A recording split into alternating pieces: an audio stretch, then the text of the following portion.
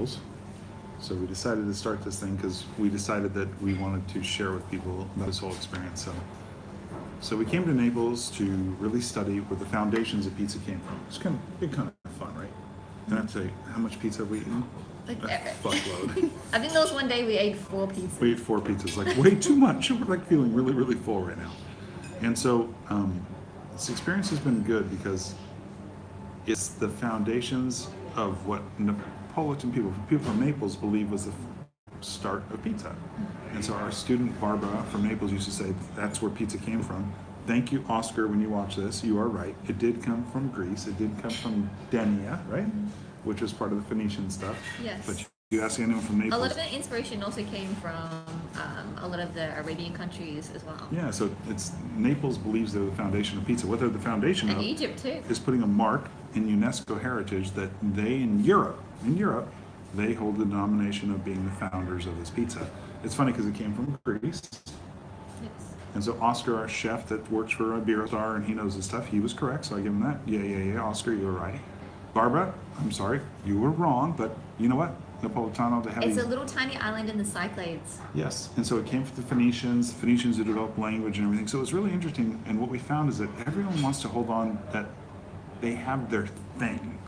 And so we were laughing at each other because everyone said, well, you guys are vegan, and I said, as I always do, I said, no, I'm not, I'm human. And it was the guy who was the chef in Naples goes, so you'll try our pizza? And as another chef I know, he's in Barcelona, he runs his own school. He told me one time, no, I'll eat things that are not vegan all the time. And I said the same thing. I don't eat them on a regular basis, but if we're going to make a great school, Jessica. We're not going to eat them in our daily life. No, we're not going to. And trust me, if I eat those things like on our Paris tour that are not vegan, guys, I'm getting sick because I'm kind of allergic to those things, both mentally and physically. And it's kind of funny. And then, like if I eat anything where everyone thinks that we're eating egg. Like I went to a place the other night and it had some egg. I know it did because the next day I wake up and I'm feeling sick and congestion and everything. But the thing I really decided is that if we're going to embrace the whole work and we're going to be involved in all these things that people do, if we want them to be open to what we do, we have to be open to what they do. Exactly. Except for when they brought the pizza out today where they want us to try the pig intestines, we both were like, no. Maybe no. But they want us to try this little cheese from this place and this place. We said, well, try a little bit just to know what the flavor like. And so we discovered is that they're more fascinated with the fact that we won't understand culture. So if we respect their culture and we understand their culture, they're like, okay, that's pretty cool. And then as soon as we respect their culture and we understand what they think their thing is so special about, all of a sudden they start opening up and they're like, oh, this one's vegan. Something I did try that we're going to be making vegan, guys, is smoked mozzarella. Oh yeah, so we have to do the smoked mozzarella. You guys are going to love it, and we're going to be introducing a vegan one in the pizza class, so watch out for that. It was really good.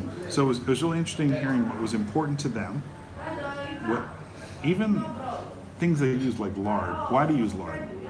They don't even know why they use pork lard. But as I went to the chef and I asked functionally what was it doing, he said it makes it crispy.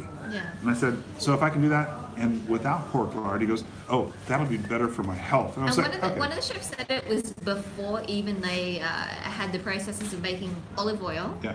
They were using animal fats as a means of oil. So it's really important to us at our school. You guys will learn and follow us and stuff. We want to go back to the roots of food and find out, why did you do that thing? How come you use this ingredient? Why? Most of them don't fucking know. It's hilarious. They don't have a clue. But when they dig in, they're like, oh, my grandmother said this, and my brother said this. And one guy looks in the book and he's like, oh, because we do this. And then he goes, I don't know. I'm going to call an expert. And it's so fun. And it's the same thing we always try to teach all of our students. Go back and understand how food came from. Why did they do those things? Maybe because it was poor. Maybe because one guy said, we just want to put fat on the pizza so people feel full. One guy said, we want to put this olive oil because it's the fruit of the Mediterranean. And we want to feel like it's the food we have. And I said, you know that some of the olive is so bad. He goes, oh yeah, it's killing all of us. I said, that's so great. It's a fruit. Killing all of us. He goes, so what do we do? So that's what we're trying to do. And we're sitting here, we're going to go to many countries around the world.